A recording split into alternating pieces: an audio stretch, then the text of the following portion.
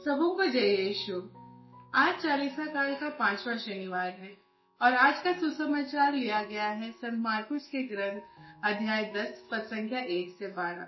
पाठ का मूल सार कहता है, जिसे ईश्वर ने जोड़ा है उसे मनुष्य अलग ना करे।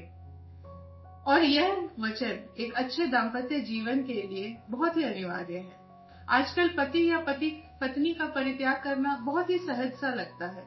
छोटी छोटी बात पर डिवोर्स जैसी बात निकल आती है और हमारे अड़ोस पड़ोस में देखें, रिश्तेदारों में, मित्रों में, घर परिवार में देखें तो कई दंपति ऐसे हैं जो आपसी मतभेद या मनमुटाव को दूर करने में असमर्थ होते हैं। कई बार ये भी देखा होगा कि हमारे मित्र, हमारे पड़ोसी, हमारे रिश्तेदार या कई बार हमारे माता पिता या भाई बहन ही इस मतभेद या मनमुटाव का कारण होते हैं, क्योंकि हम लोग यह वचन भूल जाते हैं कि पुरुष अपने माता पिता को छोड़ेगा और वे एक शरीर बन जाएंगे।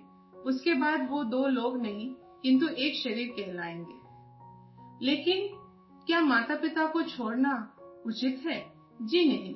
इसके लिए हम लोग आज पहले पाठ पर गौर फरमाएं, जो कि 1 कुरिन्थ अध्याय 13 पद संख्या 1 से 13 से लिया गया है और पद संख्या 4 से 7 प्रेम की परिभाषा बतलाती है। यह परिभाषा इतनी मजबूत है कि हमारे ख्रिस्तीय जीवन, हमारे दाम्पत्य जीवन, हमारे पारिवारिक जीवन के सभी रिश्तों को संभालने में सबल है। यह परिभाषा कुछ इस तरह है। प्रेम सहनशील और दयालु है।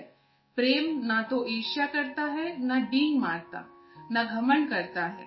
प्रेम अशोभनीय व्यवहार नहीं करता, वह अपना स्वार्थ नहीं खोजता।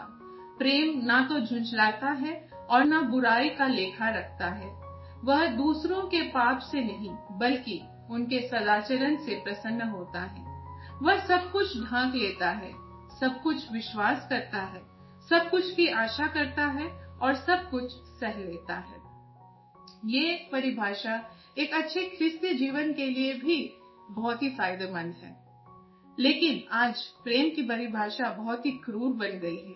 प्रेम धोखा देना जानता है, प्रेम झूठ बोलना जानता है और प्रेम दुश्मनी भी करना जानता है।